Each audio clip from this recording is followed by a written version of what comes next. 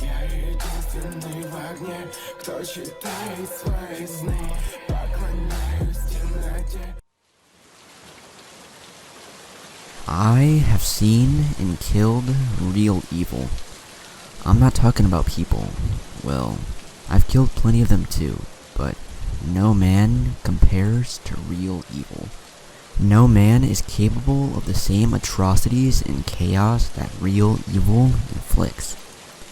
I hunted giants during my first deployment to Afghanistan, and they are the epitome of evil. I'm a U.S. Army Ranger. I've been serving in BAT for 12 years, and I've seen and killed the scariest shit imaginable. I haven't told anyone for fear of what would happen to my family and me. I lay awake most nights wishing I could tell my wife what I've encountered. My mind and soul breaking from the weight I have to carry. I relive the horrors every night when I go to sleep. I kept it all to myself until I found no sleep. I recognized many of the stories posted by my brothers in the Spec Ops and military communities, and realized I finally had an outlet. I've checked in on some of the posters to confirm they're still breathing. I guess the government assumes that no sleep is fake, so they don't monitor it. What I'm about to share with you is all real. You deserve to know what lies in the shadows. You deserve to know what they're hiding from you. And you deserve to know about the men and women that have sacrificed their lives to keep the forces of evil at bay. Skip the next few paragraphs if you are knowledgeable of the Spec Ops community. It's important that you have a basic understanding before I get to the crazy shit. I promise you that the stories that follow will be worth the wait. Army Rangers are a Tier 2 Spec Ops unit, along with Green Berets SF, SEALs, Marine Force Recon, and MARSOC. Tier 1 consists of CAG, Delta Force, DevGru, SEAL Team 6, and numerous groups that I won't speak about. There's value in being unknown to the world. We're often joined by Tier 1 groups from around the world, which are usually the SAS, Brits, Aussies, and Kiwis, and Joint Task Force 2, Canadians. Tier 2 consists of the top 0.1% of the military. Tier 1 generally only recruits the best from Tier 2. We all train for years for selection/qualification schools. We all possess top secret security clearances or higher. We are all very good at killing, and we all will forfeit our freedom or lives, and possibly those of our families, if we share what we've done. Our government utilizes Spec Ops units because we work in secret. We are the best. We're well funded, and we can deploy anywhere in the world without congressional approval. Declaration of war. You'd be shocked by how many countries and which countries that we're currently serving in. Our track record is impeccable, but usually closed to the public. I'm 34, a major, and I've been serving in BAT, Ranger Battalion 1st, 2nd, and 3rd for the past 12 years. I'm from Kansas City, and a Mizzou grad. I'm currently attending a military school, CGSOC, at Fort Leavenworth, while I work on my PhD from Kansas State, and await my next deployment to some hellhole. The good news is that I have plenty of time to share my experiences before I head back out. My first encounter with real evil happened during my first deployment to Afghanistan. It was 2009. I remember checking the computers in Kuwait while awaiting a C-130 to take me to Bagram, an airbase in Afghanistan. I was excited. The Chiefs had just signed Matt Castle, thinking we'd be headed to the Super Bowl soon. Talk about naive. Anything to get my mind off what awaited me. Death, paralysis, loss of limbs. I was 24, just a year out of college, and didn't even have a serious girlfriend. I had a lot to live for. I pushed it out of my mind, leaning on the fact that I'd be leading the baddest baddest motherfuckers on the planet. My Rangers would get it done, and I'd make my Bat and Rangers proud. I flew into Bagram at 2200 with a couple dozen other soldiers, wearing our IOTVs, bulletproof vests, and ACHs, Kevlar helmets. The C-130 was dark, only the dim green lights illuminating the inside. Those around me glowed in alien green. The pilot gave us a warning to strap in as he began his descent, circling over the airfield and shooting flares to ensure no RPGs could hit us on the way down. Some fobbit whimpered and cried in the corner, while an NCO making eye contact with me yelled at the soldier to stop being a bitch as he rolled his eyes with a small grin. The ramp lowered, slamming hard on the cement runway with a loud, metallic crack. I grabbed my gear and head out in the dark. A huge staff sergeant, SSG, yelled, "Lieutenant, get your shit and follow me!" Staff Sergeant Vasquez, 6'5" and built like a brick shithouse. Shaved head looking like the Hispanic version of The Rock. He led me to the hooch in the Spec Ops gated community on base. It was a storage container, which had 3 sleeping quarters divided by plywood. He told me to throw my gear on and head to the TOC, Tactical Operations Center. The commander had a mission for me. I stood in the TOC, in full gear, M4 hanging from my sling, and Glock in a leg holster, looking at the dozens of TV screens and soldiers monitoring radios. The room was full of chatter. Too much chatter. Something big was going on. My commander, Lieutenant Colonel LTC Williams, introduced himself, telling me, "I was in the big leagues. Now shut the fuck up and do exactly what Captain Stone said." He then ushered me into a side room. I looked around and realized this wasn't going to be a normal mission. Staff Sergeant Vasquez sat at a table with 8 others, their sleeves bare, no Ranger scrolls. I realized it was an ODA, 8-man team of Green Berets. My commander started his brief. Team 329 went missing approximately 4 hours ago in a desolate portion of the AIC mountains. The last transmission came in broken. They were escorting a CI operative to a cave high in the mountains. We haven't been told anything else. We're sending in Team 357 for search and rescue. Lieutenant, you and Vasquez are tagging along. Your platoon is on a mission for another few days, so you're going to get some experience, learning from Captain Stone and his team. The S2 intel officer stepped in and provided as much detail as he could for the mission, while my commander pulled me out of the room. Lieutenant, we don't know what the fuck is going on. The CIA are being shitbags as usual. They've left the teams and us in the dark. I want you and Vasquez to gather as much intel as possible while you're there. These fuckers are getting our guys killed, and we don't know what for. I met Captain Stone and his team at their vehicles. 3 Humvees that had been stripped down. They basically looked like dune buggies with miniguns mounted on top. Captain Stone looked me in the eyes. He had a steely resolve, but there was worry behind his eyes. He raised his hand above his head and said, "Lieutenant, aim high." I responded, "Roger, sir, headshots." Gathering that he meant the enemy had body armor on, he looked at me again, fiercely serious, and fully extended his arm above his head. "No, aim high." I nodded and we all loaded into the vehicles. Is he saying they'll hit us from the top of the cave? I remember thinking. I pushed it from my mind as we took off.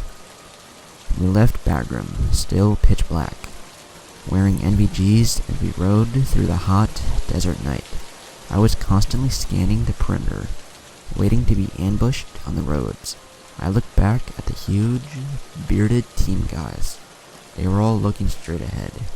They all seemed to know something that I didn't. They had zero concern for the road and seemed to be a million miles away in their minds.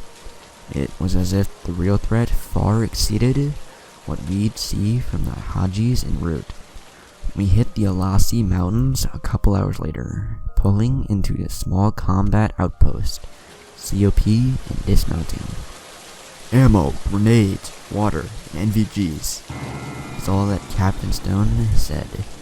I grabbed my assault pack as one of the team guys tossed me a few grenades and extra mags. We stepped off from the COP, moving up the mountain in a wedge formation. I remember thinking we were invisible as I looked at these huge warriors carrying M4s, SCARs, M2 sniper rifles, and 203 grenade launchers. These guys had probably taken down entire Al-Qaeda units by themselves. They had the look, the one you earn from taking the lives of other men. I felt like I was superhuman. Little did I know what awaited us. We came upon a cave just as the sun was cresting the mountain. The sky was blood red as the darkness faded into oblivion. The cave looked like the mouth of a giant serpent. The opening was on the other side of a sheer ledge that stood 10 to 15 feet high. As we approached, Captain Stone said, "Eyes up, keep your distance." As we got within 100 meters of the cave, I saw something shiny on the ground. I signaled for the squad to halt and called Captain Stone over. It was a radio. The mic had been ripped off and the radio had a massive dent. Dried black blood caked the side of it. Chunks of skin and tissue littered the area. Captain Stone said, "Shit, James," as his face turned to anger. He stood up as one of the team guys pulled out some climbing gear. He fastened it and we all climbed the ropes as silently as we could. I was last to climb, pressing the ledge and seeing the squad in a prone, pointing their weapons at the cave opening. As soon as I was up, the squad stood and started to move slowly toward the cave. One of the team guys, took point and took a few steps toward the cave. I was overcome with the worst smell imaginable, like sulfur, shit, and rotten milk. I began to get an intense feeling of despair and hopelessness.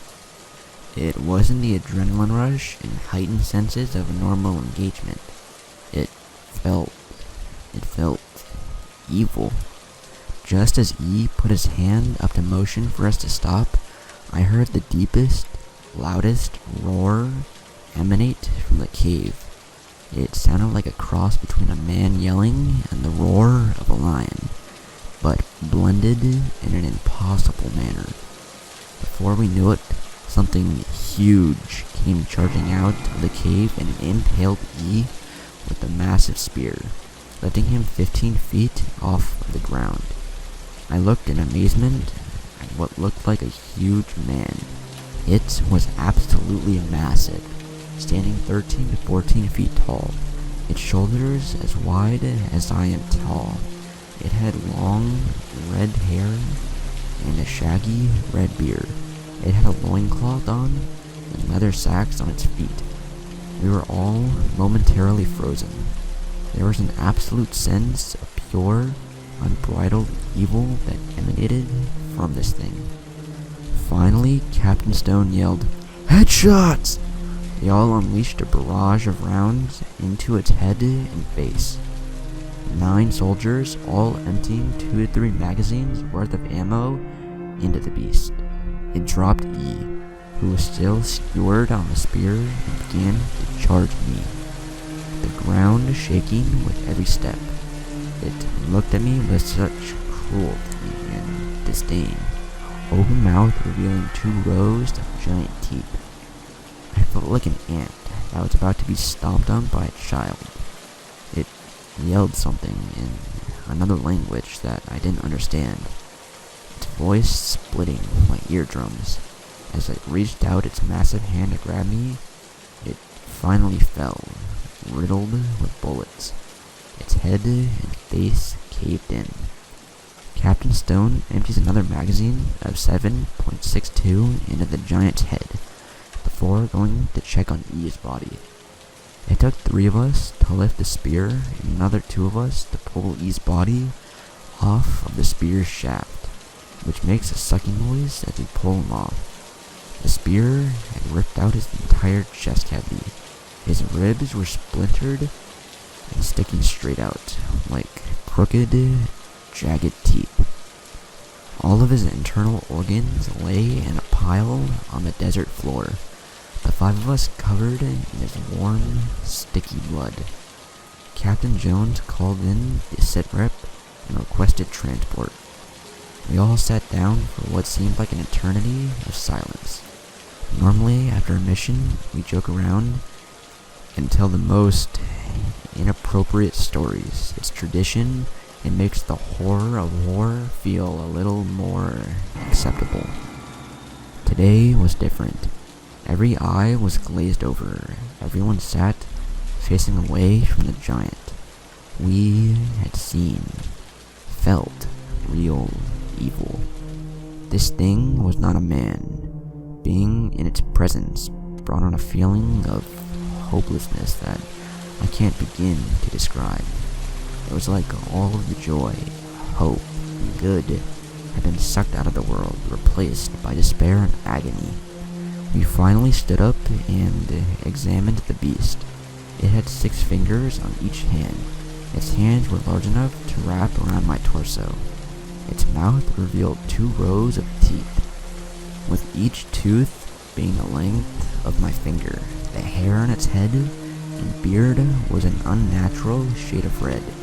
I wrapped my hands around one of its fingers in an attempt to lift its arm. I couldn't even get his hand off of the ground. The spear, still dripping with blood, weighed as much as the logs we used in training that require 6 men to lift above our heads.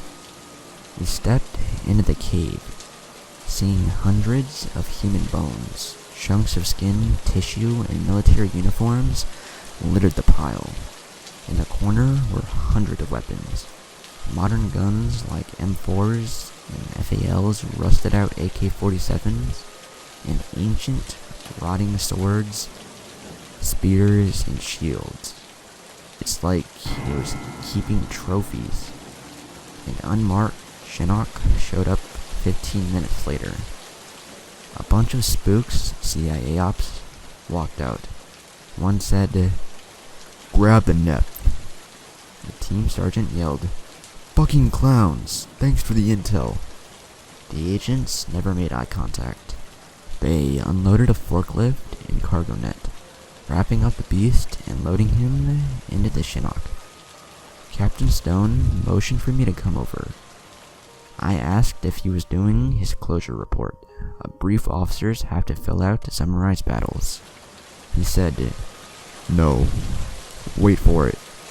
Shortly after, one of the agents walked over and pulled out a piece of paper. It was a pre-filled closure report, detailing how we had been ambushed by Al-Qaeda. E had been killed before we scared them off. He said, "Sign here." Captain Stone signed and motioned for me to do the same. With a threatening look, the agent said, "You can never speak of this." He turned to walk away, and I asked, "What's a nef?" He paused momentarily, then walked off. When we returned to Bagram, we did a full debrief. Some spook sat in the corner the entire time to ensure we didn't speak about the giant.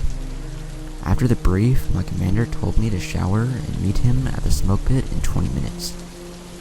"Ditch your electronics." Lieutenant Colonel Williams handed me a cigar as I approached the smoke pit. He asked me what I had actually seen on mission, and then explained to me that 6 other teams had encountered these giants. Most were less lucky than we were.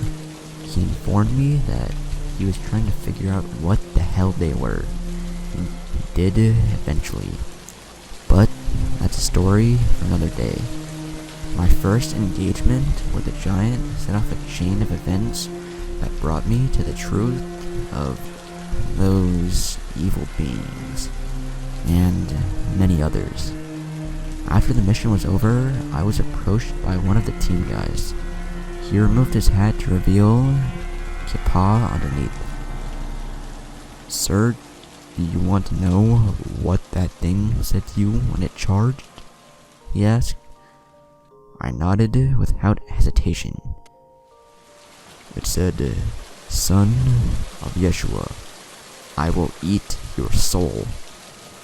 He then looked me in the eye and said, "We've killed dozens of these things. We're figuring out what they are, and it's not good. Head out with us on mission tomorrow, and I'll fill you in."